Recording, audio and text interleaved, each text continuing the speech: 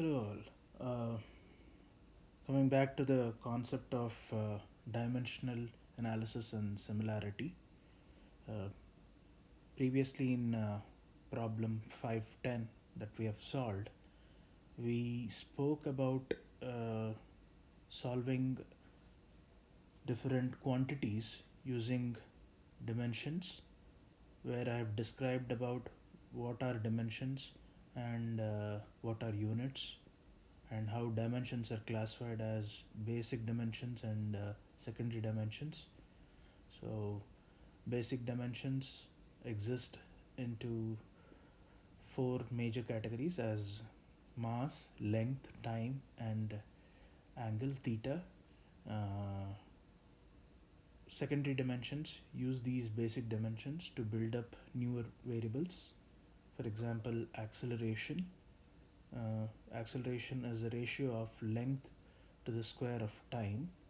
So it uses the basic dimensions of length and time to form its new set of variable called acceleration, where acceleration is equals to length over time square, which is L over t square, or L t to the power of minus 2. The next concept that, or after describing about dimensions and units, the principle that uses this basic dimensions and secondary dimensions to develop quantities is known as the principle of dimensional homogeneity.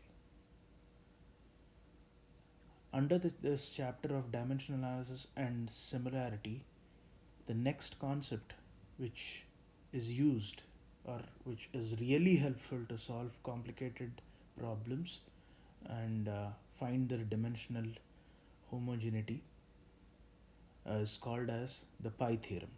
Now I'm going to talk about Pi theorem. I'll describe and I'll write down the key steps that are involved in solving problems of dimensional homogeneity using the Pi theorem.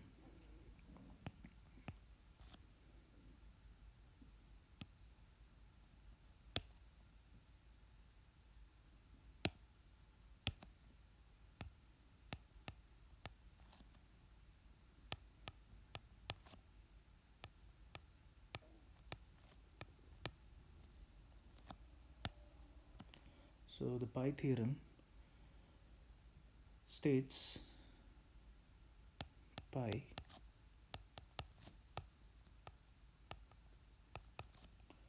is product of variables.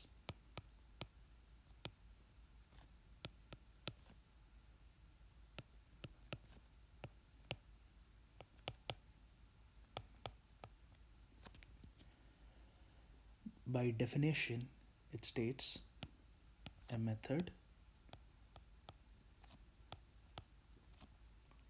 to reduce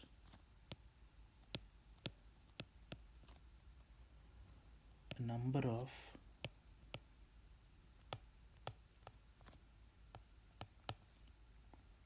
dimensional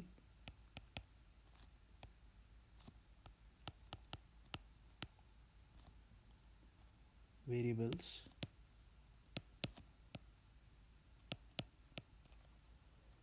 into a smaller number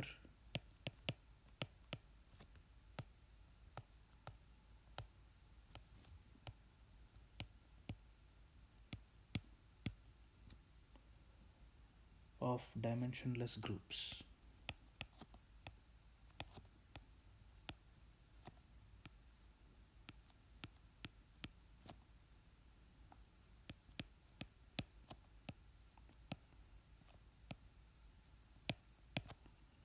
So that's the statement of Pi theorem.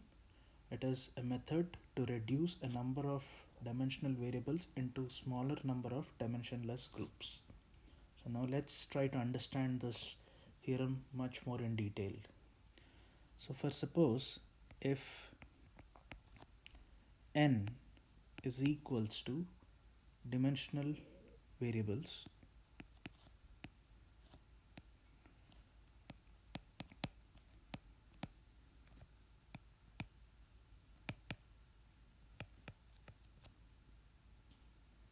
J represents number of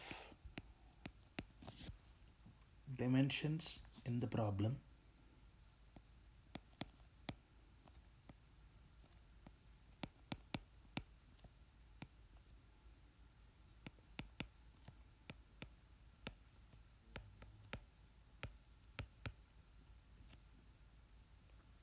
then number of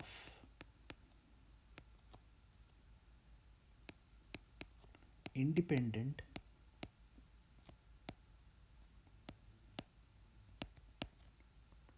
dimensionless groups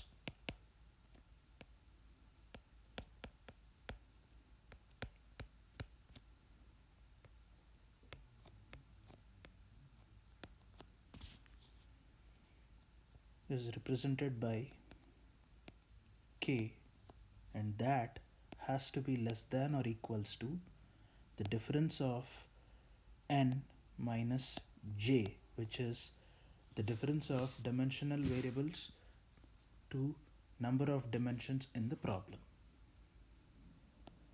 So that is the basic idea of the Pi theorem. Now let's see what are all the steps that are involved in solving this dimensional homogeneity using Pi theorem. So the steps involved are: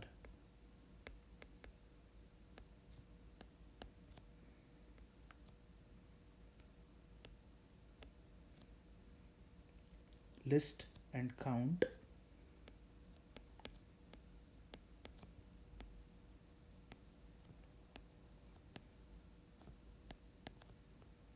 n variables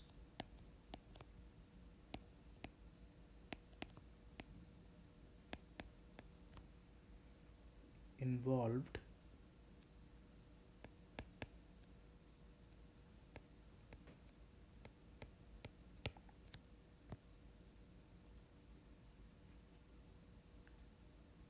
in the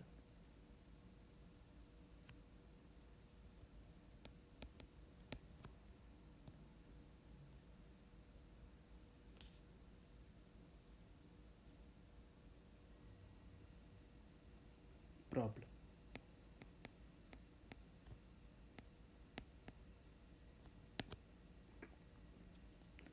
Point number 2, or the step number 2, list the dimensions of variables.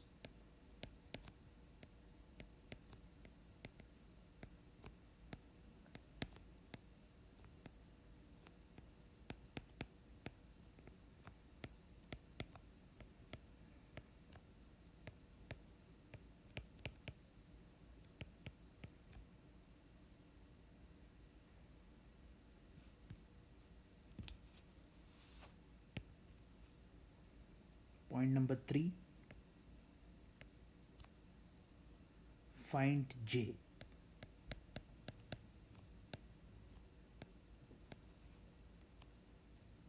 And this particular point has 3 subpoints, where point A of while finding j involves initial guesses,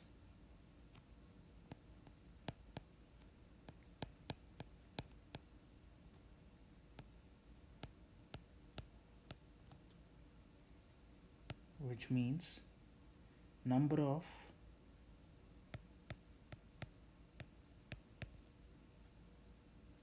different dimensions present.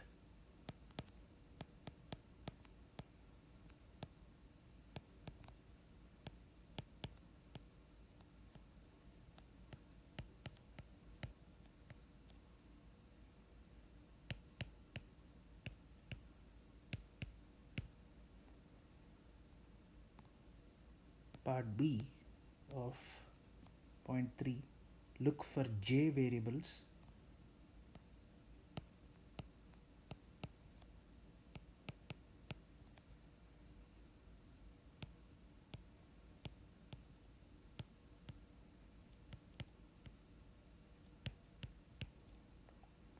which do not form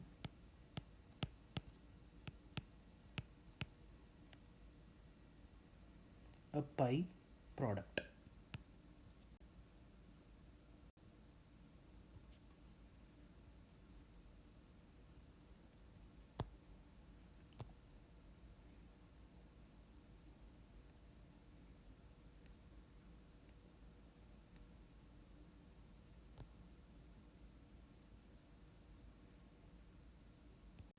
So, what does it state?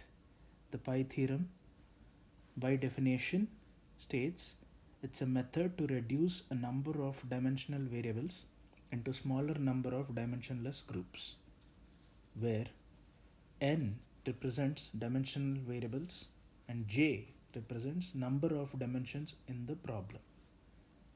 Then the number of dimensionless groups is represented by k, which has to be less than or equals to difference between n and j, which is the difference between dimensional variables and the number of dimensions in the problem. This can be done, or the Pi theorem can be solved by using 5 different steps. Let's try to iterate about these 5 steps. The first step of the Pi theorem states list and count n variables involved in the problem. Step 2, list the dimensions of the variables. And step 3 has sub steps in it, which we will talk about. But step 3 importance is to find j variable, and that j variable can be found out by the following sub steps, where first part is part A, initial guess, which involves finding out the number of different dimensions present. Then part B, look for j variables which do not form a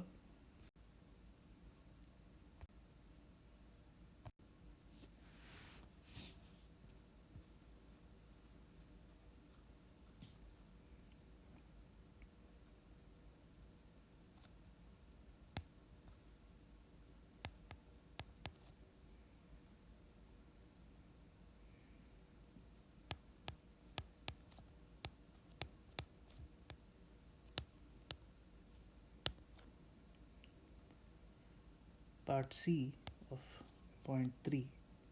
If unsuccessful,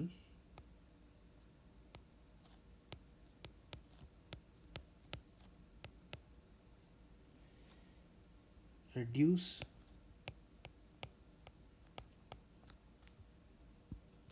j by 1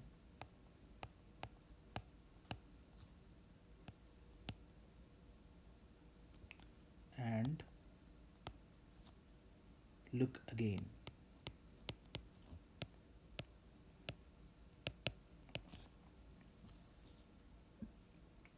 Step 4, select j parameters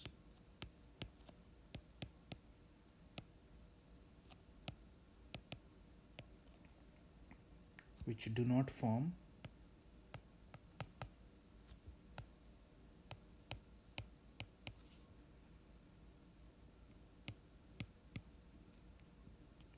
a pi product.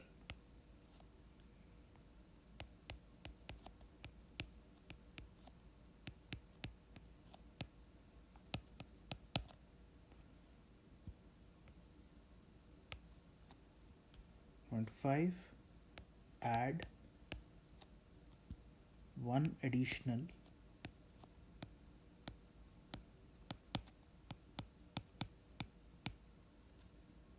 variable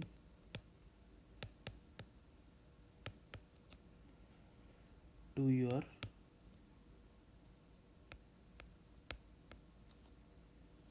j repeating variables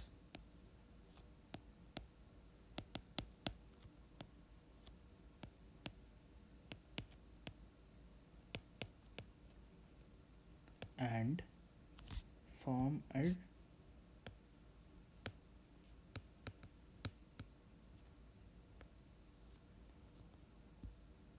dimensionless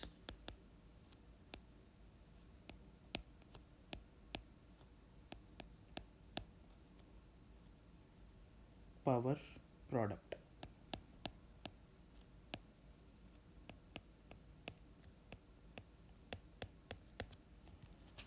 So these are the 5 steps that are involved in solving the problem using Pi theorem, or solving problems of dimensional homogeneity using Pi theorem. Let's try to reiterate them. Uh, Pi product. Part C. If unsuccessful, reduce J by 1 and look again. Part 4 of the Pi theorem states select J parameters which do not form a Pi product. And part 5, add one additional variable to your J repeating variables and form a dimensionless power product. I hope you have understood these steps of Pi theorem, and if you do have any questions, you are free to ask by emailing me during my office hours or during this lecture session. Thank you.